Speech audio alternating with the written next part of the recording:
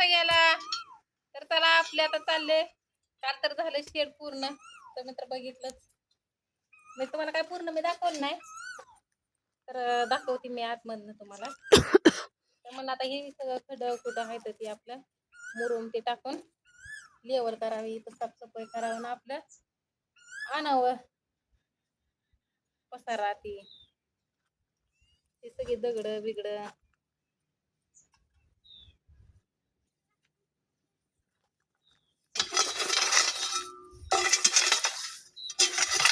असं कारण का आपल्याला सवय आहे खोऱ्याची सवय कुदळीची, त्यामुळे अडचण येत नाही.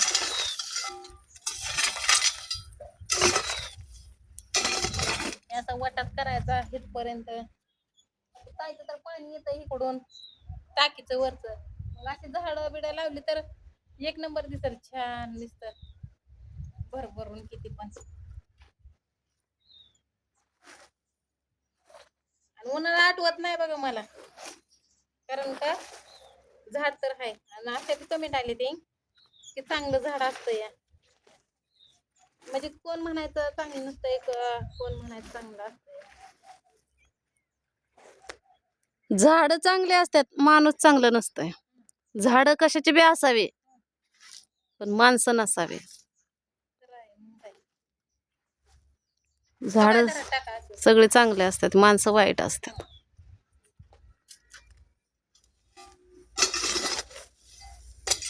तर आपण लोकांची इथं चांगलं करत होतो. माझं तर आता हे हक्काचं घर आहे, त्यामुळे तर मी आता बघा कशी राहू दे रडू नको, राहू दे रडू नको. रडाय तर येतच की काय म्हणा, तसं काय नाही, रडाय तर येत. राहण्यासाठी भट्यांवर राहावं लागायचं. राहण्यासाठी खास मला फक्त भटीवर राहावं लागतं. माझी लेकरं आता कुठं जरी फिरून आले तर स्वतःच्या हक्काचं कुलूप उघडशील का नाही? मग कधी गावाकडे म्हणून कुठल्या कार्यक्रमाला ते, कारण का कुठं हेच नसतं ना, त्याच्यामुळे मी कुठं जरी जगाय गेले तरी गावावर आले तर स्वतःचं हक्काचं घर आहे की गावा बी उघडायचं. आणि फक्त म्हणजे राजताईचीच कृपा आहे बरं काही. माझं नको स्वाते तू कौतुक करू ग. अहो तुमच्यामुळे तर हाय माझं. तुम्हीच नसतं मला युट्यूबवर आणलं तर आयडी नसते. अगं कसं असतं माहितीये का, मार्गदर्शन करणारे असली ना चांगलं तर चांगलंच होतं. मार्गदर्शन करणारे आतापर्यंत तुम्हाला कोणी केलंच नसन. हे असं केल्यावर असं होईन, असं केल्यावर असं होईन सांगणार असतं ना, तर मग कशाला हाल झालं असतं, नसतं झालं. माझ्या जागेला दुसरं कोणी असतं, त्यांना चांगलं मार्गदर्शन केलं असतं तर हे मागच झालं असतं. ह्यात कष्ट तुझंच आहे, आमचं काय, आम्ही फक्त मार्गदर्शन केलं. तुम्ही मार्गदर्शन दिलं म्हणून, तुमच्या शेजारी दिली जागा म्हणून मला झालं ना, नाही तर कशाला होते आजपर्यंत तर नसते कोणी केलं. अगं जन्म दिलेले आई बाप आपले नसते, ते कुणाचं घेऊन बसते सांग? कोण नसतं कुणाचं. एकदा लेकीचा जन्म झाला की ती लोकाचीच असते, आणि लोकाच्या घरी आलं की तरी बी ती लोकाचीच असते. बायांचं एकच काम आहे, यायचं दुसऱ्यासाठी झुरायचं, मरायचं, कष्ट करायचं, आणि झालं जन्म संपला की मरून जायचं. बाकीचं काही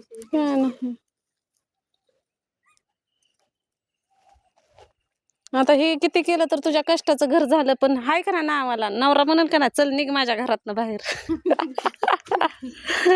बाय भाऊजी, छोकलीचा बाप तसा म्हणतो मला तर. अगं माझ्या छोकलीच्या बापाने किती वेळा बाहेर काढलंय, ती डायरेक्ट म्हणत तुझं घर काय म्हणते का, माझं गाव आहे म्हणून तुला इथं घर बांधाय भेटलं, नाही तर कुठं बांधलं असतं. इकडं बघ मग असं लय आहे उघडच्या.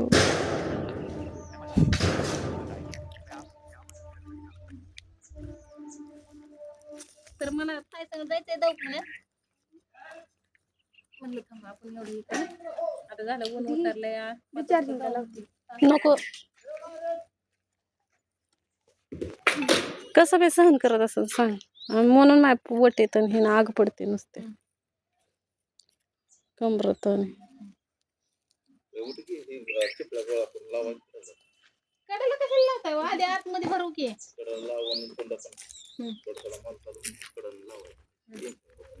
कसं लावायचं म्हणता? कडन कुठून दाखवा, कडन कुठून दाखवा मला एकदा. अहो या की पुढं जर दाखवा की जरा जाऊन. आपल्या युट्यूब फॅमिलीला पण बघू द्या ना कसं लावायचं दगड. परत त्याला कशानंतर बुजवायला लागेल. ते आणि तुम्ही पत्रा सगळं आतमध्ये ढकललाय. पावसाचं पाणी उतरलं सगळं आतमध्ये उतरल. पत्रा बाहेर घ्या तुम्ही. काय करायचं, मुरुम लावायचा, ह्याला पाबाच करून घ्यायचा. पाणी वरचं पाणी आलं की असं इकडं पडलं, झिरपणार ते खाली मुरून जाणार पाणी. आतनं पण भरायचं, आतनं पण एवढं इथपर्यंत भरायचं. मग मी काय म्हणते आतमध्ये दगड दुगड बारक्या बारक्या कपच्या बिपच्या टाकून भरूनच घ्या की. मग तेच करायचं की. पावसाळ्यात कुठे तुम्हाला वल बघणार का पाऊस बघणार का मुरुम टाकणार. ह्याला थोडा मुरुम लागणार आहे. आणि इथं बटेसारखं असं काळं राहणार नाही, सगळं खडूक असल्यामुळं इथं काय पाणी थांबणार नाही, चिखल होणार नाही, काय सुद्धा नाही आता. कसलंच नाही होणार. लोकांचं निर्मळ करत होते भट्यांवर सारवून सुरवून सगळं. आता बघू तुझं कसं होतंय. चूल कुठं करते तुम्ही नुसतं बघा. बघा स्वातीच्या हक्काचं घर. आता कुठं जायची बारी येईल का तुला? आता गावात राहून स्वतःच्या घरात राहून कुठं बी खुरपाय गेली तर तुझं भागतंय कसं बी. माझा आता एवढा तिकडला पसारा आणला का मग मी उद्यापासून कामाला सुरुवात. अजून आजचा आणि उद्या दिवस आज तर गेला, उद्या दिवस तेवढं नाही. मग परत मी कामाला जी सुरुवात करणार तुम्हाला एक दिवस सुद्धा मी घरी दिसणार नाही. कारण का आपल्याला ते केल्याशिवाय पर्याय नाही. त्याच्यामुळं भाऊजीला म्हणलं होतं आज लायसन काढाय जा बा. तेवढं मोठं झालं. चटई सगळी खराब केले गे आमचे. हो का ह्याच्यावर पाणी मारायला लागलं ते. हे सगळं दगड लावून हे करून घ्यायचं. हा काय झालंय गरीबाचं आपलं 2 पत्र्याचं करून काय की नाही.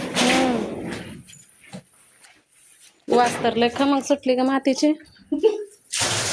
म्हणलंय की मग माती खाऊ वाटायली. काय करायचं म्हणलं.